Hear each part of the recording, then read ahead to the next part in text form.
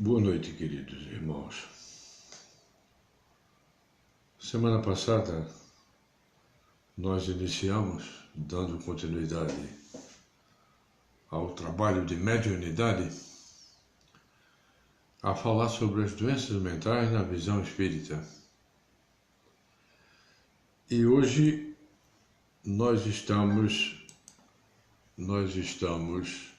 tratando de um tema extremamente importante, que é o tema da síndrome do pânico. Porque na palestra de quarta-feira passada, muitas pessoas pediram que eu falasse sobre a síndrome do pânico, dentro do estudo da mediunidade, naturalmente. E eu então comecei a pesquisar, que eu já tinha feito essas pesquisas há bastante tempo, e eu voltei a pesquisar. E ao pesquisar, eu encontrei uma psicografia de Joana de Ângeles extraordinária. E eu decidi então colocar para vocês, nesse estudo desta noite, a síndrome do pânico na visão espírita, basicamente por Joana de Ângeles na psicografia de Divaldo Franco. E Joana nos diz assim, ela nos ensina assim, que entre os transtornos do comportamento que tomam conta da sociedade moderna, com enormes prejuízos para a saúde do indivíduo e da comunidade em geral, é a síndrome do pânico, que apresenta-se cada vez mais generalizada. Vários fatores que nós vamos hoje apresentar, endógenos e exógenos, contribuem para esse distúrbio que afeta grande e crescente número de vítimas, especialmente a partir dos 20 anos de idade, embora possa ocorrer em qualquer período da existência humana. A descarga de adrenalina, avançando pela corrente sanguínea até o cérebro do ser humano, produz-lhe um surto que pode ser de breve ou de larga duração. Trata-se, na realidade, de um problema sério que merece tratamento especializado, tanto na área psicológica quanto na de psiquiatria, mediante os recursos psicoterapêuticos a serem aplicados, assim como os medicamentos específicos usados para a regularização da serotonina e de outros neurocomunicadores.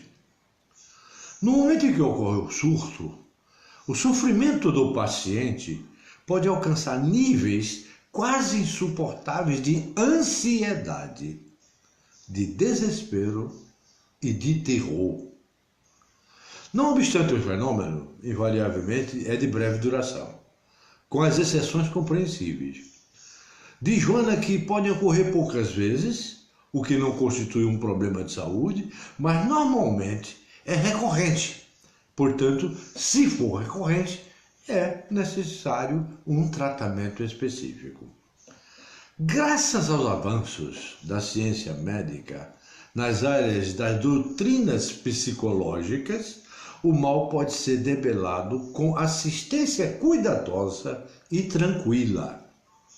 No entanto, casos existem que não cedem ante o tratamento específico ao que o paciente é submetido, dando lugar a preocupações mais sérias.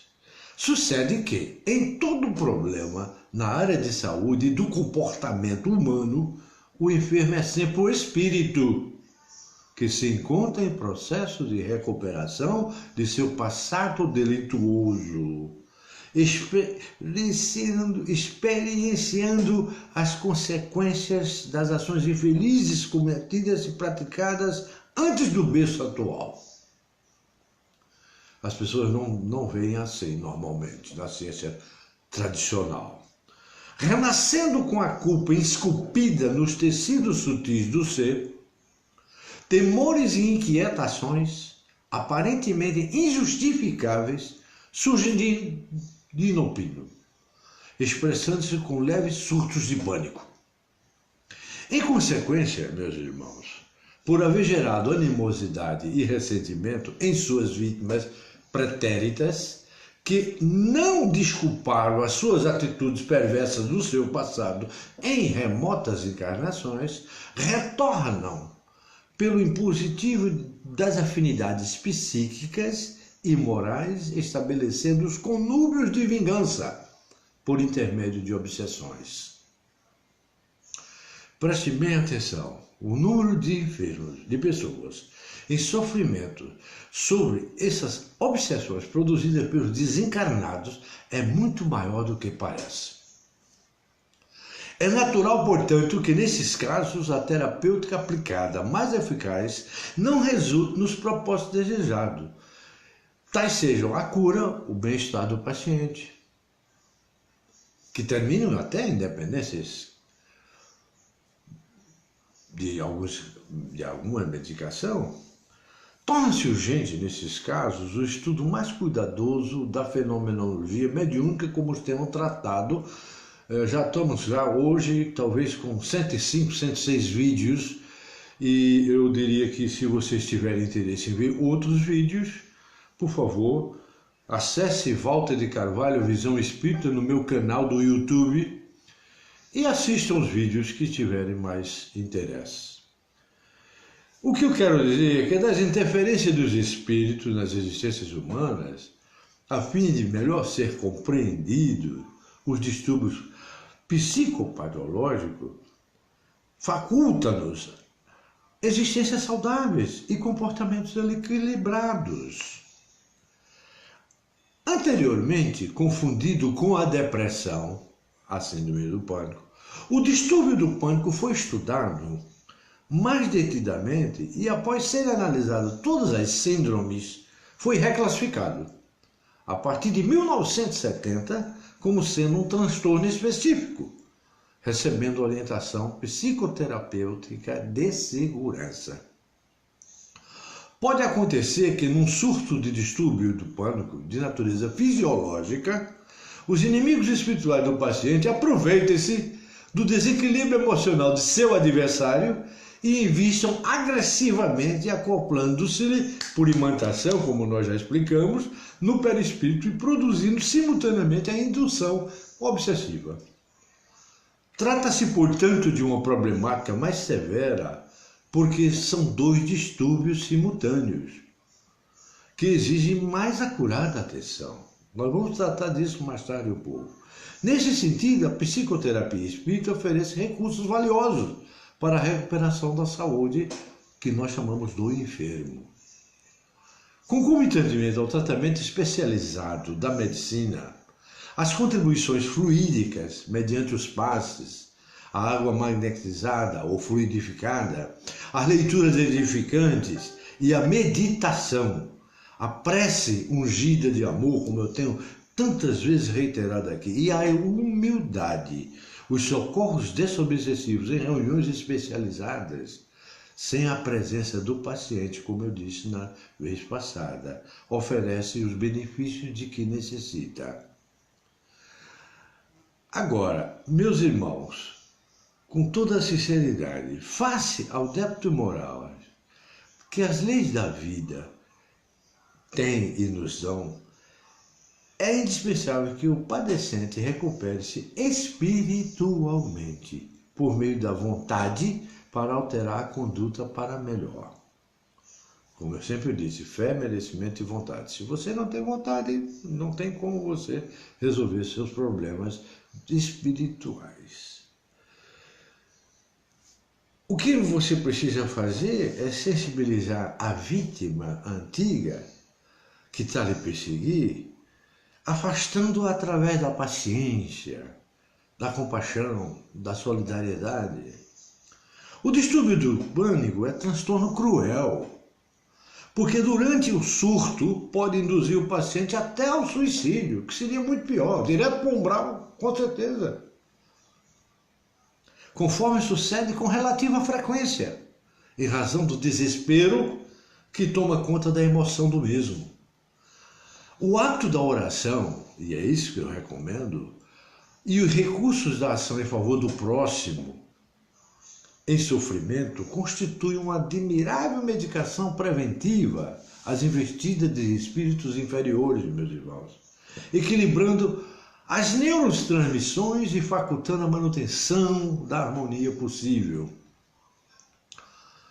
E Joana continua nos ensinando que a reencarnação é, graças a isso, o abençoado caminho educativo para o espírito que, em cada etapa, desenvolve os tesouros sublimes da inteligência e da emoção, da beleza e do progresso, avançando com segurança na conquista da plenitude que a todos nós está reservada.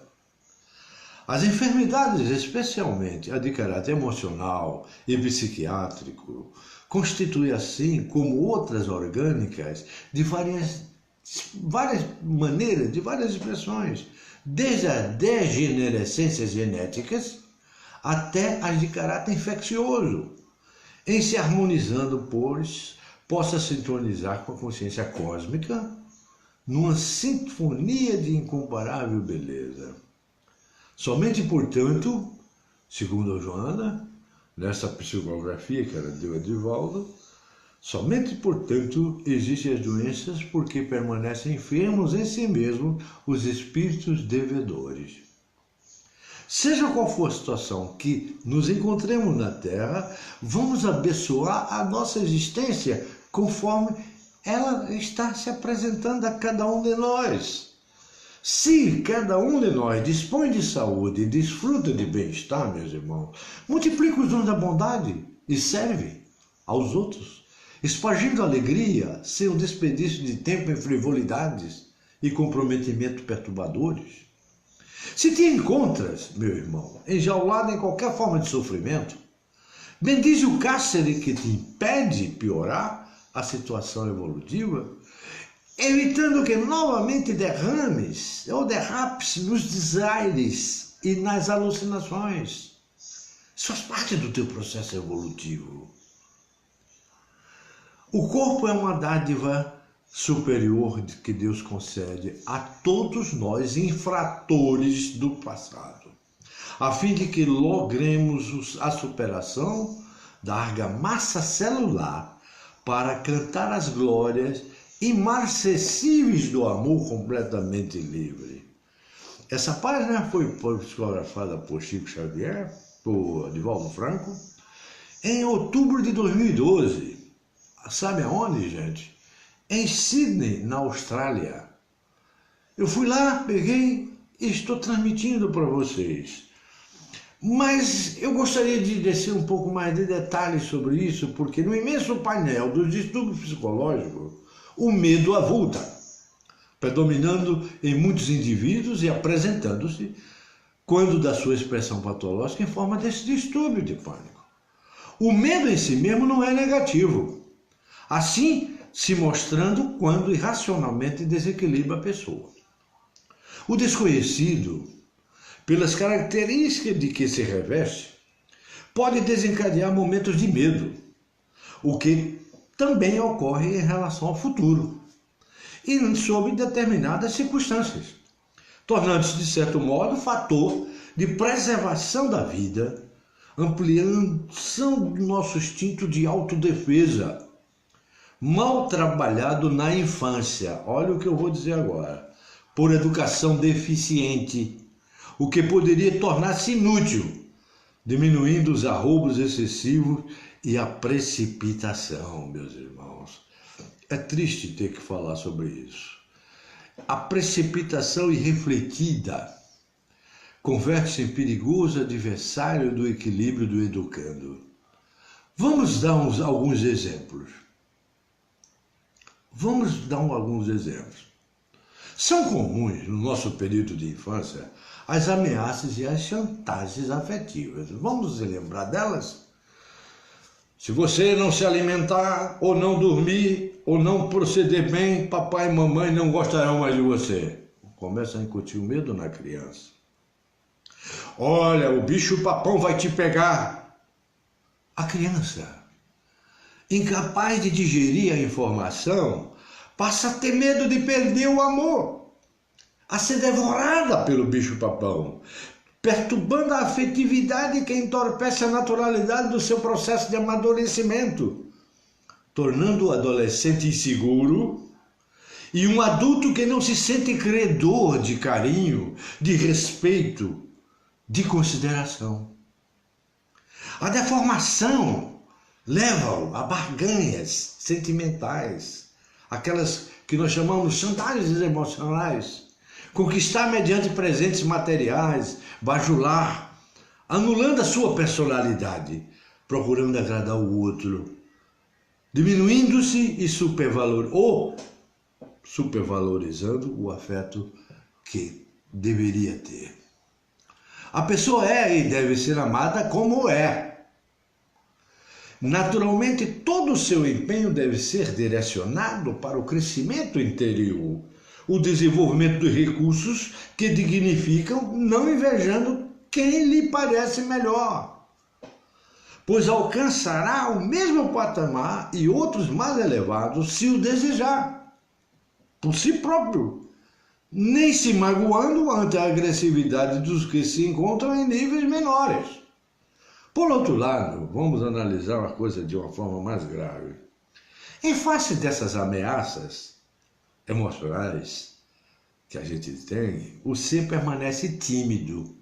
Tem muita gente que diz, eu sou tímido, procurando fazer sempre de bonzinho, não pela excelência das virtudes, mas por mecanismo de sobrevivência afetiva. Vejam o que eu estou dizendo, sobrevivência afetiva.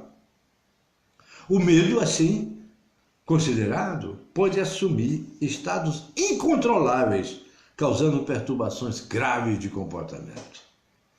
Os fatores psicossociais, as pressões emocionais, influem igualmente para tornar o indivíduo amedrontado, especialmente diante da liberação sexual que nós vemos aí o tempo todo, gerando temores injustificáveis a respeito do desempenho na masculinidade e mais também na femininidade, que propiciam conflitos psicológicos de insegurança total na vida do indivíduo, a se refletirem na área correspondente, com prejuízos muito sérios. Bem canalizado, o medo, que exatamente é onde nós estamos conversando sobre o síndrome do pânico, e proveniente do medo e do sentimento de culpa, o medo se transforma em prudência, em equilíbrio, auxiliando e que as pessoas discernam pelo comportamento ético adequado até o momento em que o amadurecimento emocional, depois de uma certa idade, substitui por uma consciência responsável. Mas quando o bem e o medo é bem canalizado, confundem-se, e aí nós vamos então expressar uma coisa muito séria, confunde-se o pânico como expressão do medo, quando irrompe acompanhado de sensações físicas, de arritmia cardíaca, sudorese, sufocação, colapso periférico produzindo algidez generalizada. Essa sensação de morte, com opressão no peito, o esvaecimento das energias que aparece subitamente, desencadeada sem aparente motivo, tem outras causas, tem raízes mais profundas, meus irmãos. Quando fazemos uma anamnese, para usar um termo médico, do distúrbio do pânico, constatamos o fator genético com alta carga de preponderância, e especialmente a presença da noradrenalina no sistema nervoso central do indivíduo. É, portanto, uma disfunção fisiológica.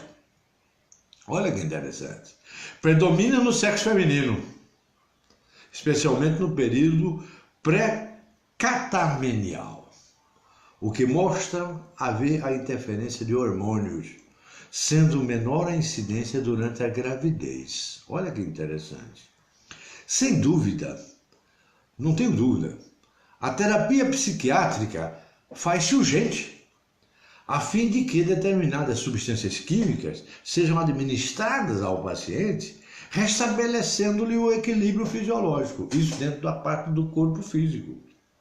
Invariavelmente atinge os indivíduos entre os 20 e os 35 anos, mas pode surgir em qualquer idade, em qualquer faixa etária, desencadeada por fatores psicológicos requerendo cuidadosa terapia correspondente. Há, entretanto, grave bem isso que eu vou dizer, a síndrome dos distúrbios de campo que foge ao esquema convencional. Aquelas que têm um componente como decorrência das ações espirituais em processos lamentáveis de obsessão. Agindo psiquicamente sobre a mente da vítima, o ser espiritual estabelece um intercâmbio parasitário. Tem até um exemplo que aparece no André Luiz, em que o cérebro fica cheio de, como se tivesse ovoides. Então diz, os parasitas espirituais no cérebro da pessoa como ovoides, transmitindo telepaticamente clichês de aterradoras imagens que vão se fixando até se tornarem cenas vivas, ameaçadoras, encontrando ressonância no inconsciente profundo, onde estão armazenadas experiências reencarnatórias de cada um de nós, que desencadeadas emergem, produzindo confusão mental, até o momento em que o pânico irrompe incontrolável. Aí não tem jeito. Generalizado. Dá-se nesse momento a incorporação do invasor por imantação absoluta no domicílio mental da pessoa que tem a síndrome de pânico, que passa a controlar a sua conduta, que lhe submete à indução cruel. Olha a importância da ciência espírita nesse momento que eu estou falando. Cresce assustadoramente na sociedade atual essa psicopatologia mediúnica, que está requerendo sérios estudos e cuidadosas pesquisas, meus irmãos. As terapias de libertação têm a ver com a transformação moral do paciente, a orientação ao agente e a utilização do recurso de meditação, da oração, da ação dignificadora e beneficente. Quando a ingerência psíquica do agressor se faz prolongada, se somatiza distúrbios fisiológicos que eliminam a noradrenalina no sistema nervoso central do inferno, requerendo concomitantemente a terapia especializada e a terapia espiritual.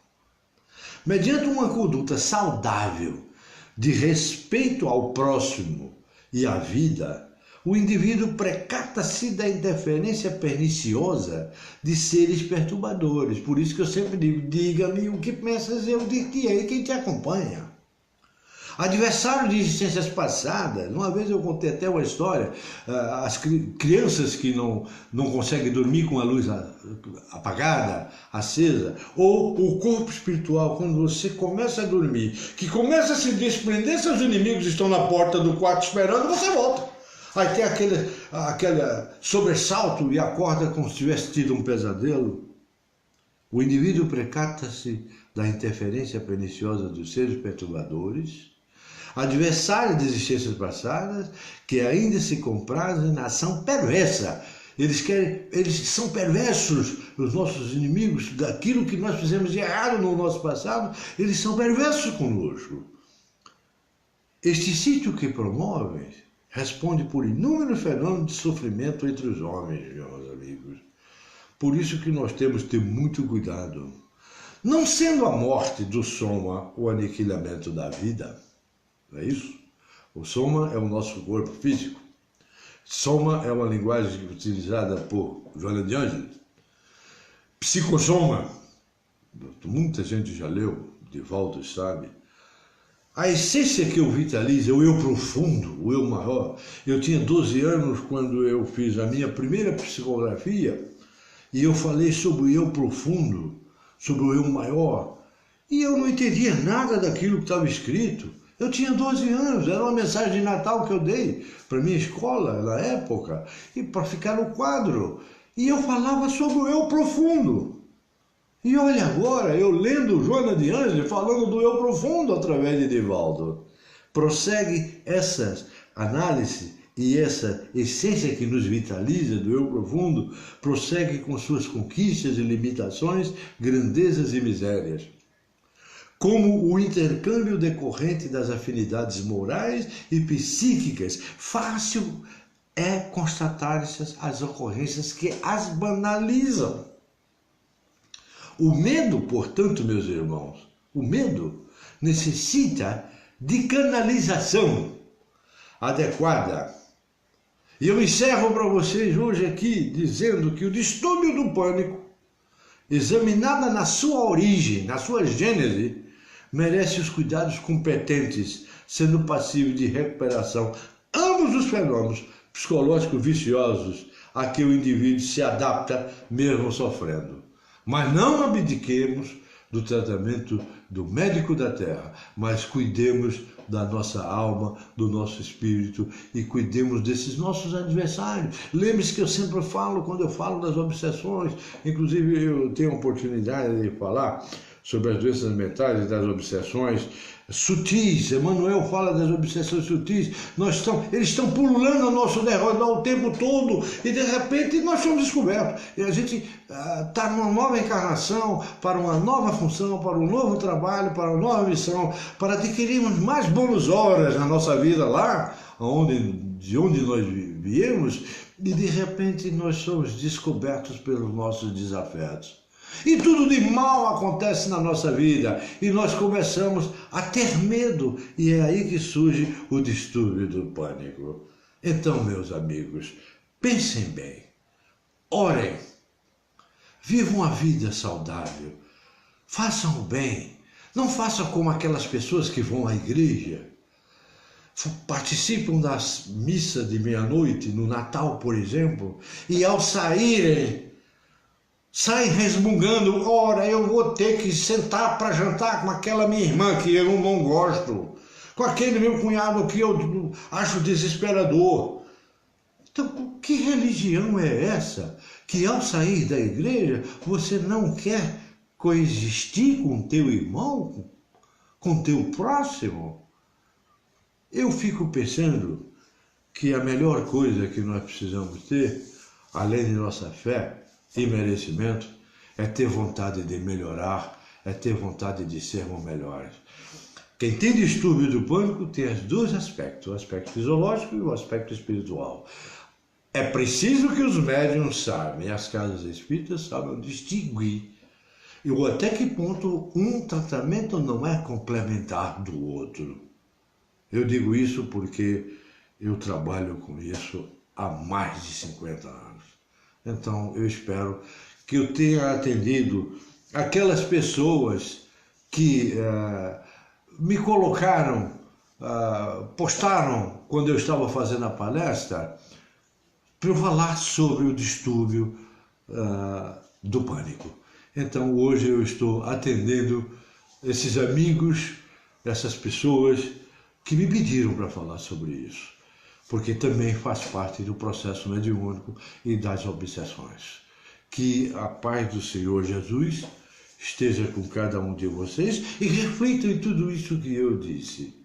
É muito importante que você construa e libere o seu eu profundo. Conheça o seu eu profundo, conheça-se melhor. Ame-se. Boa noite para todos. Que Deus os abençoe.